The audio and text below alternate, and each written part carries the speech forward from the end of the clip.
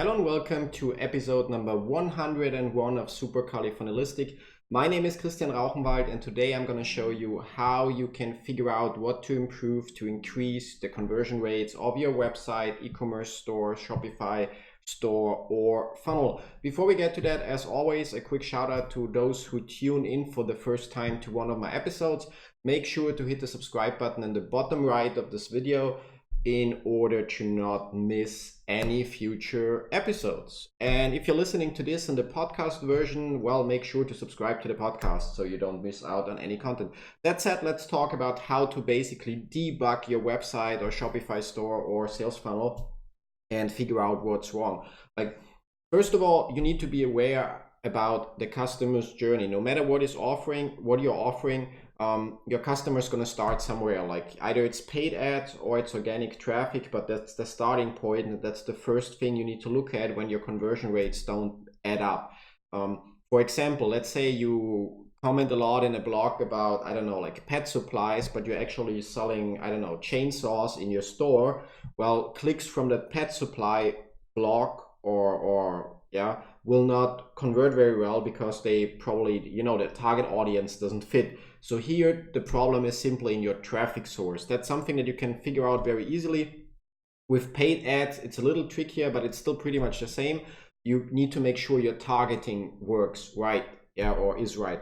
If you, for example, are selling a book, but then on Google you basically advertise for free book, for the keyword free book, well, then people don't get what they expect. So they click on here's your free book, and they come to the site and suddenly it's not free at all. Well, your conversion rates will suffer because of that as well. And the reason is not anything's wrong with your website. The reason simply is like your traffic doesn't fit to what you're offering. With Facebook or ads, it's pretty much the same thing. If you target the wrong people, if your audience is too wide, if it's too small, if it's totally different than what you're actually offering, well, then they will also not convert. Or if your ad is promising something that the website doesn't deliver, they will also not convert. So that's the first thing, and that's something that you need to do manually. You need to be aware who you want to sell to, who's the ideal customer, and then you need to be aware to pick your traffic sources and set them up properly so people actually, fit to your product, or the product fits to them when they come. Now, what you can do other than that is, first of all, make sure that your page is optimized in terms of loading speed, which means you don't want to have oversized image. They should always be in the exact dimension as they will be displayed, or twice as much if you want to consider retina displays, so it looks crisp as well. And then use a service like TinyPNG to compress the images and reduce the file size without any visible quality loss. So in TinyPNG actually can save you around 75% on your regular images. So it's really worth going through that extra step. You'll find the links to all of that below in the description. And that's the first thing, ensure your loading times make sense. For example, also when you include a lot of scripts like Google Analytics, Facebook Pixel, maybe you also track Twitter Pixel and LinkedIn and this and that. All of that, if you put it straight into your page code, it will slow down your loading or your page speed or your page loading speed. So, and that's why you should use Google Tag Manager. With that, you only have the Google Tag Manager code integrated in your website. And then once that's loaded, it's going to load the rest. But basically all the other major loading is already done by that point. It will also, improve your statistics a little bit, because those people that close your window before it's finished loading, well, for them, the Google Analytics tag will not fire and stuff like that. So it will basically filter out those people that anyway don't wait for your page to load fully, and actually give you more accurate numbers. Because while it's important to know the bounce rate, like people that close your window, which you can then figure out by looking how many people clicked on your Facebook ad according to Facebook, and how many visitors did you actually get from Facebook according to Google Analytics. The difference is people that didn't wait for the page to load, or somehow had JavaScript or everything disabled, so your tracking could not be triggered. And every visitor that actually shows up in Google Analytics means they at least took a glance on your website. So that's one thing, improve your loading speed. And then Obviously, make sure that whatever click to action you have, like add to basket, subscribe here, opt in there, is visible without scrolling. If you manage that, it goes a huge way, because people are lazy and therefore they don't have to scroll. They can simply, like, without doing anything, if they don't want additional information, they can continue the process and add the product to the basket or opt into your email list or whatever it is you want them to do. Now, other than that, so other than the performance and making sure everything is above the fold, every important thing, well, another thing that you can do is obviously like ask other people how they perceive the website, check your copy if it's consistent, what you again, it's basically the same thing again, what you promise in the ad, what you deliver on the page, does all of that add up? Is it written in a kind of like similar voice? You know, your ad may speak maybe written differently and speak to a different audience that then finds the copy on your page not attractive at all. Yeah.